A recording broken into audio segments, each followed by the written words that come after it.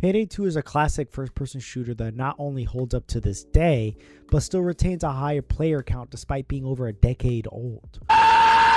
Dude, what the man? You're so old. Why though? After the release of Payday 3, why haven't all of its players moved to this brand new game? Well, that's what I want to talk about in this video. Please sit back and enjoy my thoughts on why I think Payday 2 still holds up in 2026.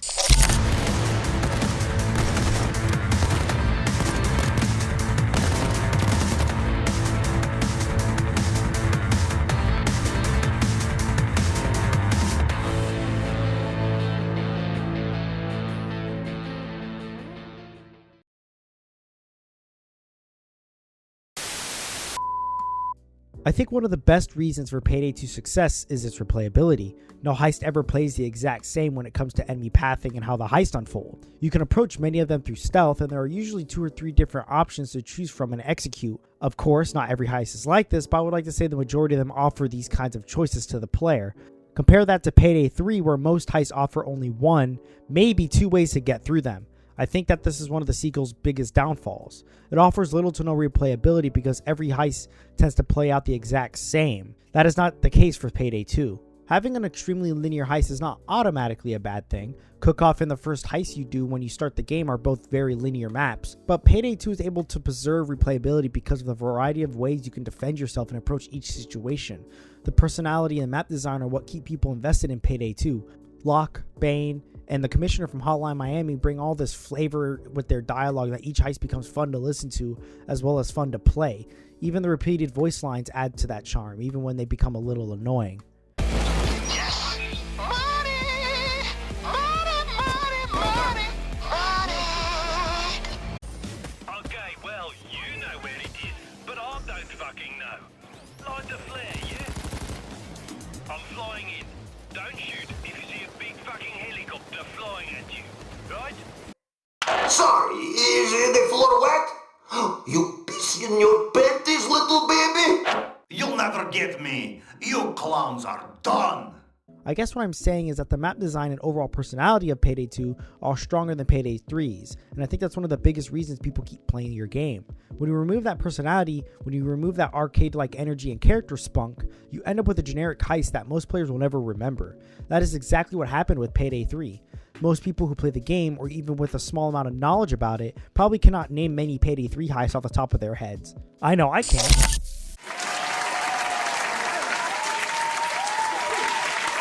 Welcome everybody to the new game show called Do You Know That Payday Map? In this show, you are going to look at a few images of a few Payday maps, and you're going to tell me what you think the names of those maps are. Are you ready? Let's go!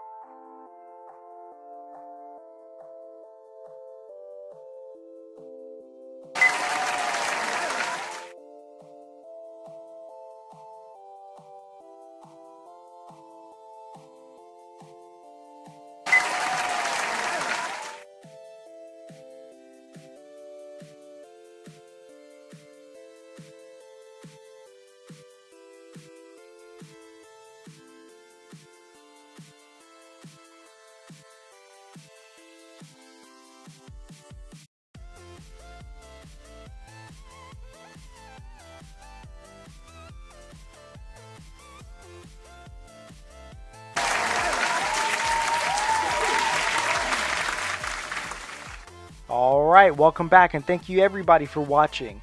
And thank you for playing Guess That Payday Map. I will see y'all in the next one.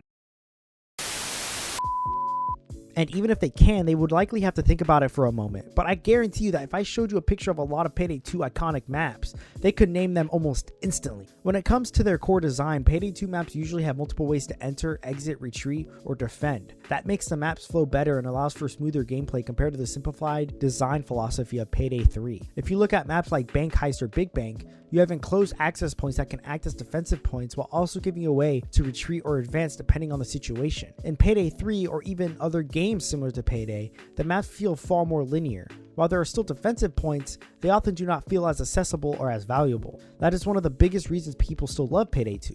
The maps give more players so many options that the game naturally becomes more replayable. And those options become even more important depending on your build, which leads directly into my next point.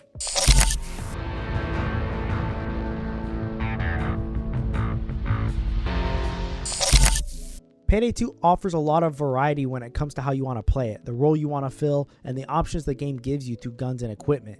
I mean, how many different build paths are there? Dodge, armor, stoic, stealth, ammo, health, support, and so many more. There are a huge number of builds that offer different ways to approach heists and handle waves of cops. Even now, I have almost 10 builds that all offer different ways to play and complete each heist. But in games like Payday 3, everything feels far more limited because almost everyone ends up using either a stealth build or an armor build with very similar weapons and equipment.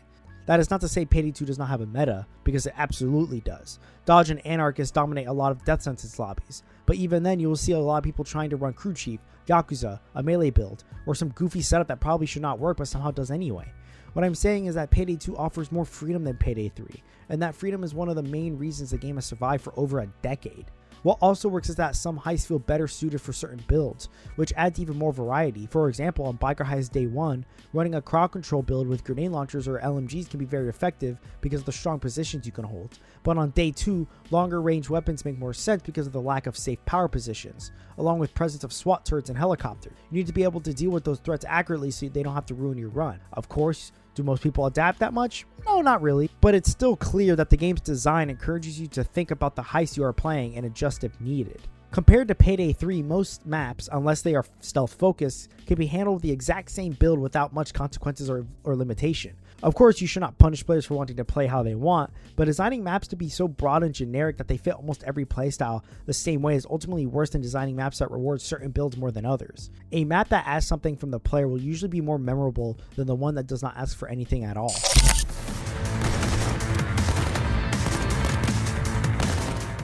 Payday 2 also offers a stronger set of enemy types that challenge the player and stop them from simply speedrunning or cheesing every heist. You have tasers who can stun and completely interrupt your momentum. They put pressure on players who want to run and gun without thinking because one wrong move and you can get shocked and potentially downed.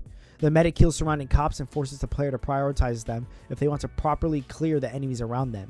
You have to make a quick decision about whether to target the medic first, deal with revived enemies, or retreat and reposition. Cloakers punish players who do not pay attention to their surroundings or who just sprint around carelessly. On top of that, they have a loud buzzing noise that immediately tells you one is nearby and that you need to stay alert. Dozers force the player to relocate and stop them from camping too comfortably because of how tanky they are and how much damage they can deal.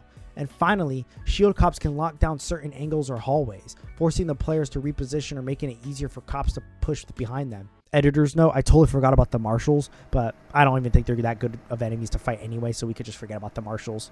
Alright, back to the clip. All of these enemy types add to the replayability because they make encounters less predictable and force the player to adjust on the fly. Not only that, but their voice lines and overall personality make them more unique and easier to identify. Even without seeing them, you can usually tell exactly what enemy is nearby just from the audio alone. Got you, asshole! Stay back! Next time, check your corners. Work smarter, not harder. Stay back. Shock prepared. Voltage administered. Do need a doctor for sure. Looks like a surgery ward here. There's blood all over. These guys are going down like the Daltons. That is another area where Payday 3 falls short.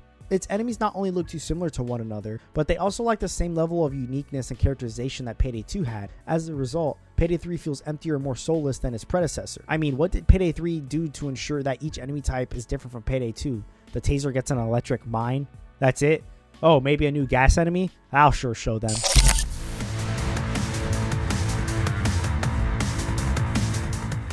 The gunplay and weapon customization are also much better in Payday 2 than in Payday 3. In Payday 2, you can customize your weapons with a wide variety of attachments, and that lets you shape them into very different kinds of tools. In some cases, you can make a sniper feel closer to an assault rifle depending on the setup you choose. That level of variation adds a lot of replayability and creativity because you can express yourself through your weapons and build something that suits your known needs. In Payday 3, weapon customization feels much more simpler and far more limited. You cannot really express yourself or build a weapon around your own preferences in the same way. Most of the time, it feels like you're building around the meta or picking whichever attachments are best for that specific gun. The gunplay itself also feels more impactful and unique in Payday 2. While Payday 2 definitely has issues with overall shaky weapons, that shake still helps the guns feel heavier and more dramatic. The deep bass in the gunshots also helps sells that impact. I think that's one of the reasons the game has lasted so long. Alongside everything else I mentioned, the cinematic feel and strong sound design of the weapons appeal not only to the fast-paced shooter fans, but also to the players who just love guns and want to build something that looks as tactical, satisfying, or even as realistic as possible.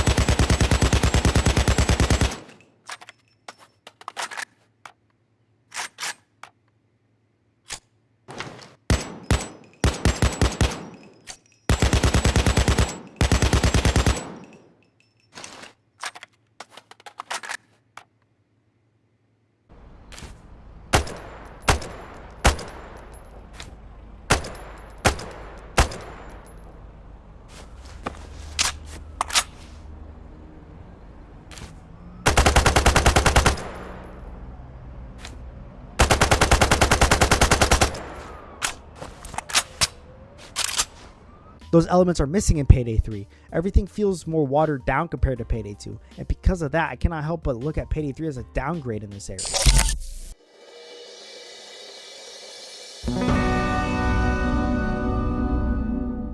All in all, I think the reason Payday 2 still holds up over a decade later, especially when compared to Payday 3 and other modern games, is because so much attention and care were put into it. Games like modern Call of Duty, Payday 3, Back 4 Blood, and others have all their unique ideas, sure, but they lack what made Payday 2 last for so long. Consistent care, meaningful updates, and additions that usually expand the game instead of making it feel more hollow.